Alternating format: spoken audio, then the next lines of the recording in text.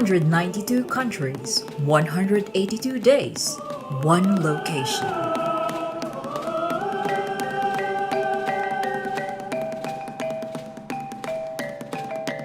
"2020 World Expo Dubai provides a spectacular setting for the nations of the world to present themselves as they see themselves, with an emphasis on architecture, technology, and social innovation. The Expo presents human aspiration in vivid ways." Through Administrative Order Number 17, the Philippine Organizing Committee for the Philippines' participation in the Expo was formed. The Department of Trade and Industry was entrusted with the key role of leading the country in the biggest global event. Bangkota is the Tagalog word, original Tagalog word for coral reef. And Bangkota represents the story of the Filipino people as global citizens. Makita natin, di ba, ang coral reef, nasa ilalim ng dagat yan, kumakalat yan around the world. And that parang ito yung mga Pilipino na kumakalat din around the world. Nakita natin yung presence ng ating mga kababayan anywhere you go around the world. And they are considered global citizens. And for 4,000 years or so, they have sustained their innate coral reef-like nature. We have built and thrived in our communities in every corner of the world for millennia, and this journey of ours has not ended. It continues today and is unfolded in the Bangkota. And the global Filipinos are a living proof of our embrace for interconnectivity through migration, travel, and technology. This is our story, and as a people that goes way deeper than what we have known about ourselves and our country. Expo 2020 Dubai in particular is a venue to communicate information on the country's most compelling advantages and its brand positioning as one, a creative nation with a caring and compassionate nature, deeply connected in communities worldwide. Second, as a beautiful country of panoramic destinations with a very proud culture and an ancient history spanning 4,000 years. And third, a modern and progressive nation rich in both natural and human resources. Through the Administrative Order 17 issued by the President, the Philippine Organizing Committee for Expo 2020 Dubai was created to supervise the country's participation at the Expo, with yours truly as the Chair and Commissioner General. And then we have DTI Assistant Secretary and Alternate Commissioner General Rosvi Gaitos, who oversees the Philippine participation at the Expo 2020 Dubai to deliver a Philippines Pavilion as envisioned by the creative team and one that represents the global Filipino. Together with the Bangkota creative community, the Philippine Expo 2020 Dubai is an unprecedented synchrony of Filipino minds and talents to elevate the country's creative industry to a global stage and tell the Filipinos the 4,000-year story. Bangkota stages art that stages science, a picture of the Filipino as connected across deep time and planetary space. The DTI brought together the most appropriate Filipino visual and performing artists to deliver a fresh collective image of Philippine emergence. Well, I'm the architect and the theme director of Bangkota. I was part of the bidding group and invited for the project, and of course we all needed to present our visions for the Bangkota, and we're lucky that we were able to get and win the project. But I think it was a very, very challenging and exciting experience also, though at first I really didn't want to bid on this project because I was busy with the Southeast Asian Games.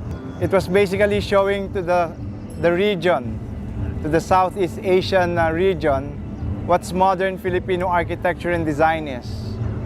But I think it was perfect because if we win the bid for the Expo, I think it was also a perfect opportunity for this time to tell it to the world. And the World Expo is a perfect platform for me to showcase the modern Filipino architecture and design. Bangkota is actually the coral reef. No? It is an ancient Tagalog word for coral reef. It's a very challenging task. When we talked about the World Expo, it is important for us, the whole team, to be able to express something authentic. We didn't want to come here to compete with the rest of the world. We're not competing. We're just manifesting. We wanted the Philippines to manifest to the world. No? And I think it needs to be manifested in a very truthful manner. And the only way that it can be truthful is that we have to be inspired by nature again. And that is why when we seek of what is the best thing about the Philippines, we are basically the center of the marine biodiversity of the world. And there is no other center. So basically that's the reason why we see the coral reef interpreted as a metaphor of the Philippines. That is why the architecture of Bangkota is that way.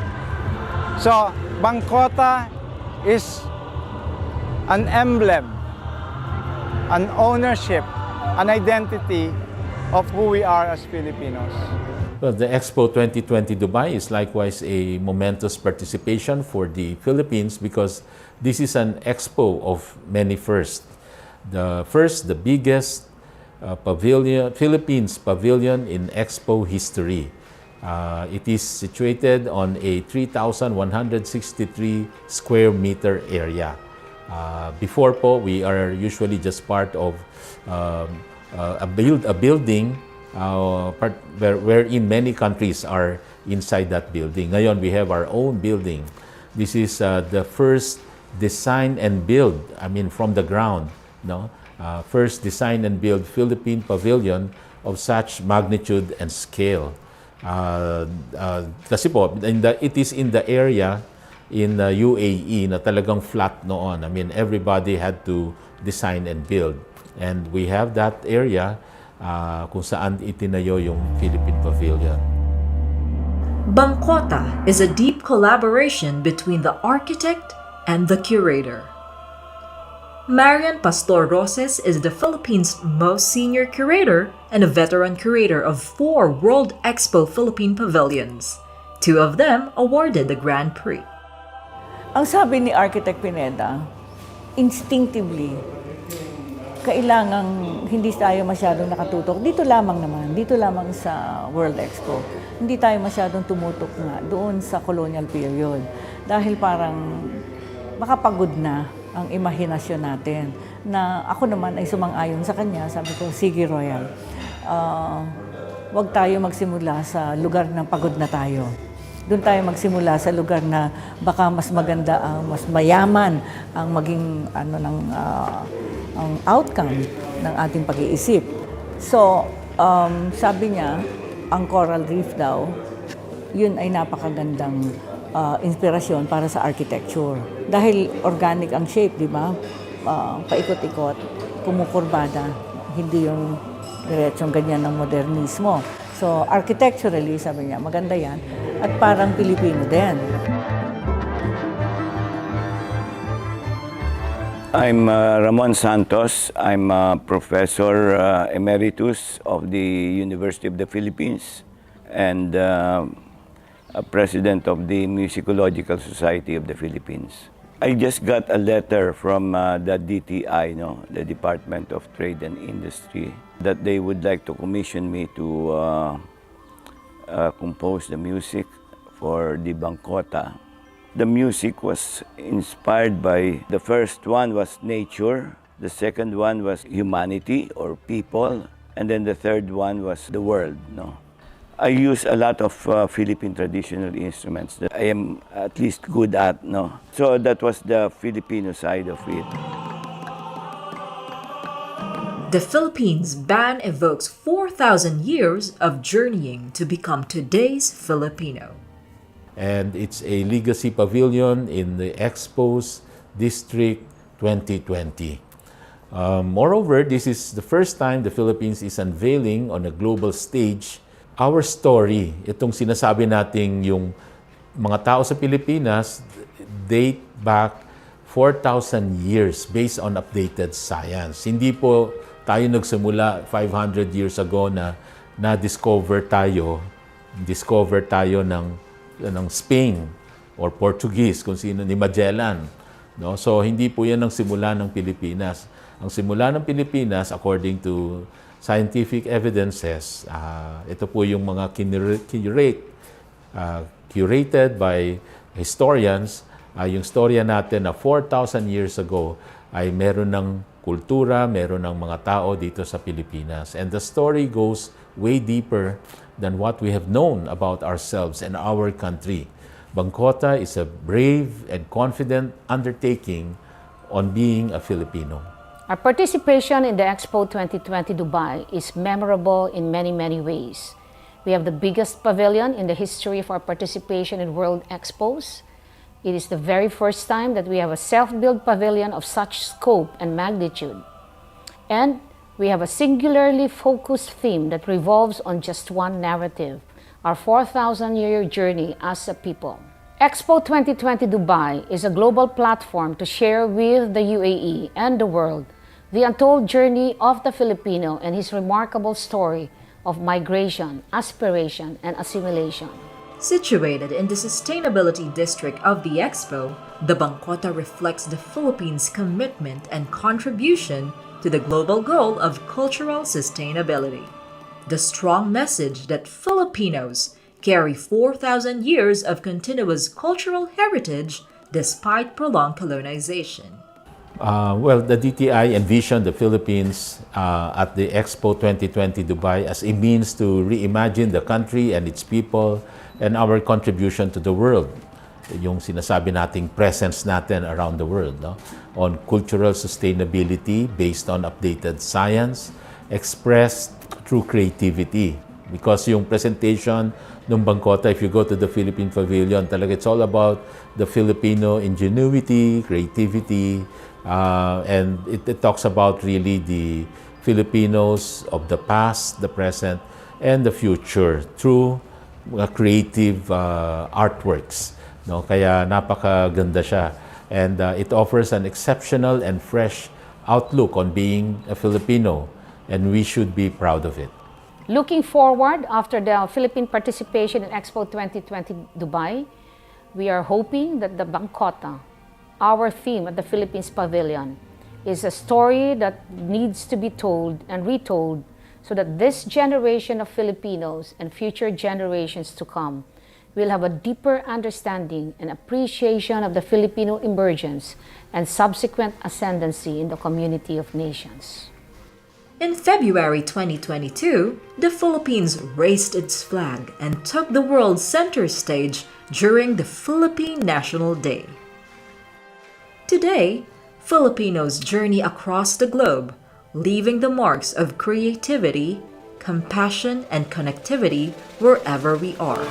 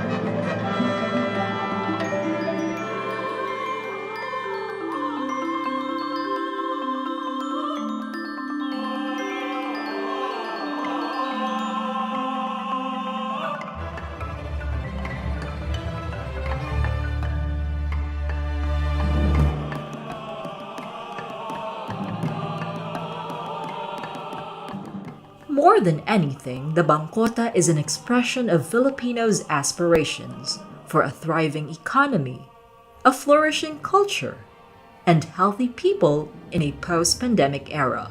The COVID pandemic was one of the worst challenges that any world event can ever experience. It brought about delays that in fact challenged everybody in the World Expo. It was not only the Philippines but the whole world who were participating here in the Expo. Over and above that, we were also challenged by natural elements, meaning the sun, the sand, the wind, the rain, and even an earthquake. And in fact, one of the most challenging really is the change in travel culture and habits that was brought about by the COVID. The pandemic, in fact, stopped travel, and the World Expo was dependent on travelers from around the world to come and converge in the Expo. That was not only our challenge, but the challenge as well of the Expo organizers. There was also the marketing challenge of social media as a platform to communicate. It became a major challenge for us to be able to use social media to its maximum. And this was one event that maximized social media as the ultimate tool to be able to bring in our guests and visitors into the Expo and finally into the Philippines Pavilion. Last but not least, we were challenged in trying to mobilize the Filipino community all over the United Arab Emirates to support us in our Philippines Pavilion. With the trickle of international travelers coming in from all over the world, we had nobody else but the Filipino community in the UAE to depend on for us to be able to generate attendance and support during the Expo 2020 Dubai. Furthermore, we want to position the country as a creative, compassionate nation, reliable partner for trade and investments, promoting the Philippines as a hub for trade and tourism. The DTI planned business-to-business events, trade and investment forums, and promotions throughout the 6-month duration of the Expo 2020 Dubai. Trade and tourism in the Philippines are anticipated to grow as more nations develop a keen understanding of our economic potential and appreciation of our rich cultural heritage as portrayed in the Philippine Pavilion. These shall open up investment opportunities and increase livelihood among Filipinos. And of course, definitely the goodwill of the Philippines with our participation in UAE. Naging proud ang ating mga kababayan na nasa UAE and very thankful sila sa ating presence. Expo 2020 Dubai has been a game changer in Philippines-UAE economic relations, opening up unlimited opportunities in trade, tourism, and investments, and we project increased revenues in major industry sectors. We see both our economies recovering from the effects of the COVID-19 pandemic.